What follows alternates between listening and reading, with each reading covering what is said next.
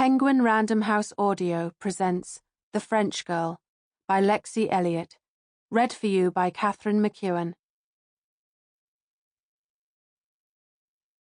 For Mum and Dad, for everything, and for Matt, Cameron and Zachary, for whom my heart beats.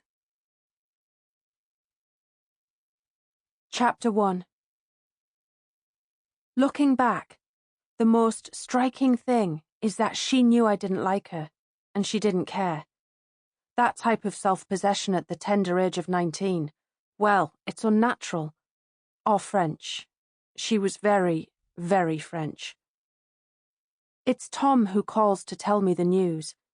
Perhaps that should have tipped me off that something was wrong. I can't remember when he last called me. Which is not to say he isn't in touch. Unlike most of my male friends, he's remarkably good on email. I suppose I thought he would be calling with glad tidings, an invitation to a party or a wedding. Tom's wedding. After all, he's been engaged to Jenna for what seems like years. But what he says is, "Kate, do you remember that summer?" 7 years in Boston hasn't changed his accent a bit. Still unmistakably a product of the finest English schooling money can buy. An image jumps into my mind of him. As I last saw him 2 summers ago, his blue eyes standing out against tanned skin, with freckles across his remarkable hooked nose, his rumpled dark hair long enough to curl. He won't look like that now after a hard New England winter, but the image won't shift. I know exactly which summer he means. The summer after we finished university, when 6 of us spent an idyllic week in a French farmhouse. Idyllic, or mostly idyllic, or idyllic in parts. It's hard to remember it objectively, since Seb and I split up immediately afterward. I opt for a flippant tone. Isn't it a bit like the 60s? If you can remember it, you weren't there. He ignores my teasing. The girl next door. Severine. I'm not flippant anymore, and I no longer expect a party invitation. I close my eyes, waiting for what I know must be coming, and a memory floats up unbidden. Severine, slim and lithe in a tiny black bikini, her walnut brown skin impossibly smooth in the sun, one hip cocked with the foot pointing away, as if ready to saunter off the moment she lost interest. Severine, who introduced herself without even a hint of a smile to soften her severe beauty, as the Mademoiselle next door, and who disappeared without a trace after the 6 of us left for Britain. Yes, Severine. Tom pauses, the short silence pressing down the phone line. They found her. Her body. I'm silent.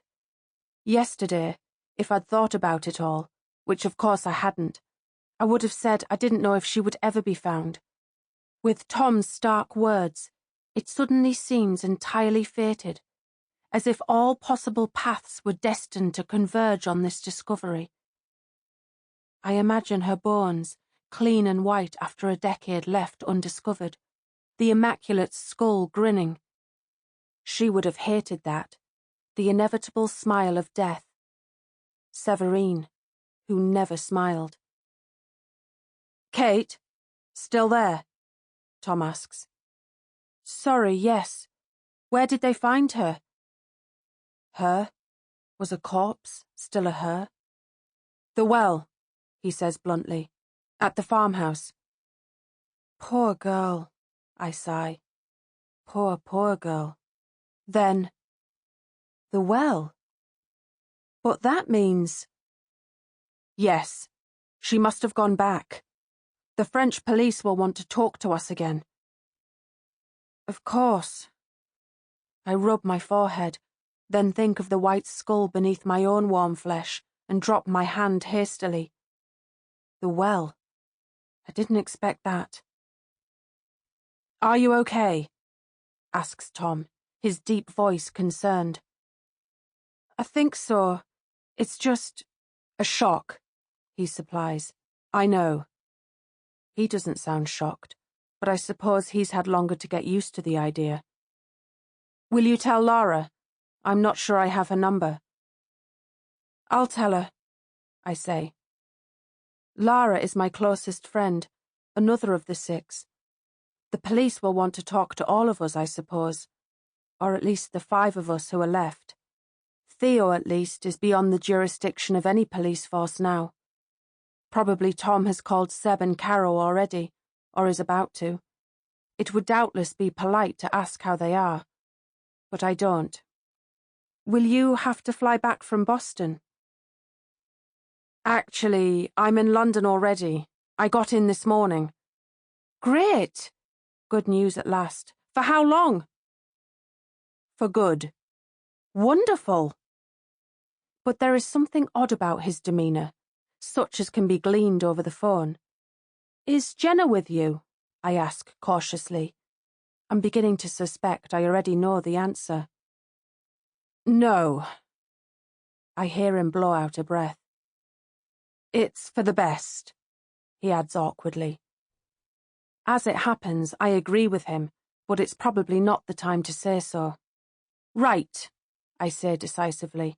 Sounds like you need to turn up on my doorstep one evening very soon with a bottle of wine. This might be more of a bottle of whiskey type of conversation. You bring whatever alcohol you like and I'll cook the meal, badly. He laughs down the phone, a pleasant sound. It's a deal. It occurs to me he used to laugh more, all those years ago. But then we were 21, with no responsibilities or cares, and no one had mysteriously disappeared yet. Probably we all laughed more. A dead body has been found, but life goes on. For most of us, anyway. Perhaps time stops for the nearest and dearest, but then again, time probably stopped for them a decade ago, when she went missing. For the rest of us, it's back to the same old, which today means a meeting with a potential client. A very hard-hitting potential client. A contract with Hafton Weil could put my fledgling legal headhunter business firmly on the map. I stand in front of the mirror in the bathroom of my short-lease office in Bloomsbury. Smart business trouser suit, check.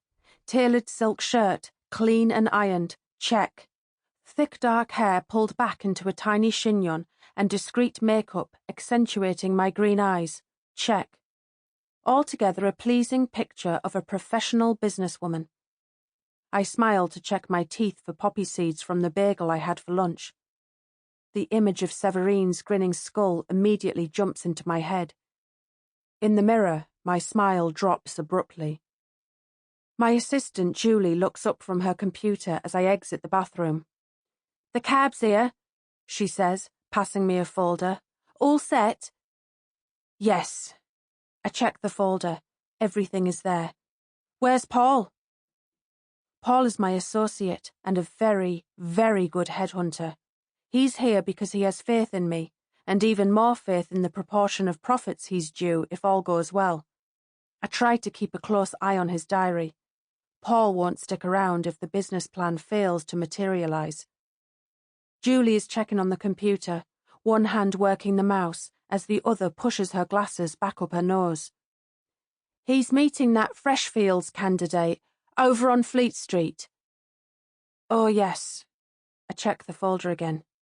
Kate, Julie says, a touch of exasperation in her tone.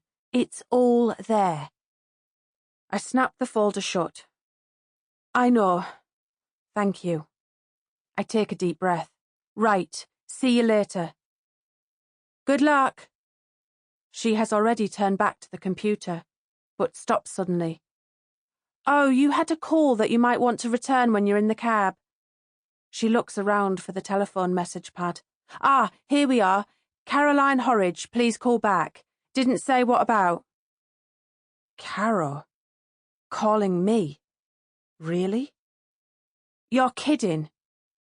Julie looks up, nonplussed. If I am, the joke has passed me by. I take the message slip she's holding out. She went to university with me, I explain, grimacing. We weren't exactly bosom buddies, The last time I saw her was about 5 years ago at someone's party. Sample complete. Ready to continue?